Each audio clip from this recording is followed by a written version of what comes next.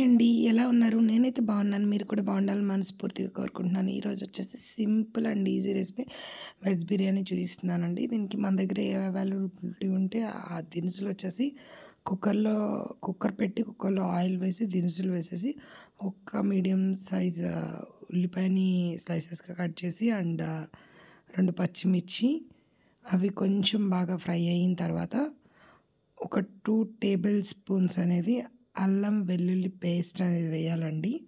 అది వేసిన తర్వాత కొంచెం అల్లం వెల్లుల్లిపాయ పేస్టు వాసన పోయేటట్టు బాగా కలియపెట్టిన తర్వాత ఒక చిన్న టమోటా అండ్ జీడిపప్పు వేసి కొంచెం ఫ్రై చేయాలండి ఆయిల్‌లోనే. కొత్తిమీర పుదీనా వేయాలి. కొంచెం సేపు అలాగే తిప్పితే అవి కొంచెం ఫ్రై అవుతాయి ఆయిల్‌లో డీప్ ఫ్రై.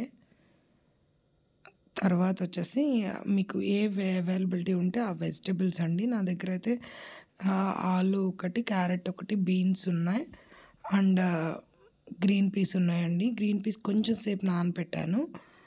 ఇవన్నీ వేసి కొంచెం సేపు తిప్పాలండి.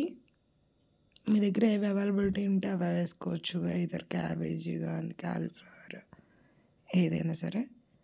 గ్రీన్ పీస్ కూడా వేసేస్తున్నాను. వేసేసి కొంచెం ఆయిల్‌లో హై ఫ్లేమ్ మీద ఫ్రై చేస్తున్నానండి.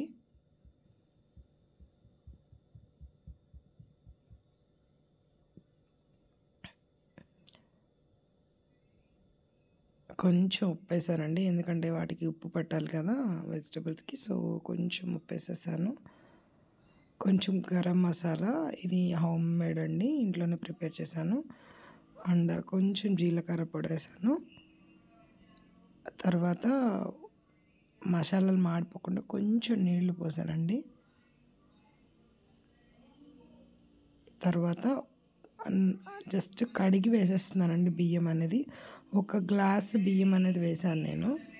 ఒక గ్లాస్ బియ్యానికి 1 ½ గ్లాస్ అండి. ఇది బాస్మతి రైస్. సో, 1 ½ గ్లాస్ ఏస్తాను వాటర్ అనేది. వాటర్ వేసేసాను. ఒక్కసారి పైన తిప్పి ఉప్పు, సాల్ట్ సరిపోదండి వేసుకొని ఉప్పు అనేది.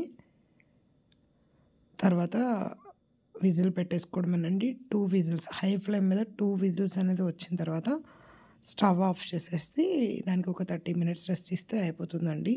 చాలా చాలా ఈజీగా చేసుకోవచ్చు. బ్యాచిలర్స్ కూడా ఈజీగా చేసుకోవచ్చండి. ట్రై చేయండి. చాలా బాగుంటుంది. బిర్యానీ అయితే రెడీ అయిపోయిందండి. కుక్కర్ పులావ్ చాలా బాగుందండి. మీకు మా ఛానల్ నచ్చితే లైక్ చేయండి, షేర్ చేయండి, సబ్స్క్రైబ్ చేయడం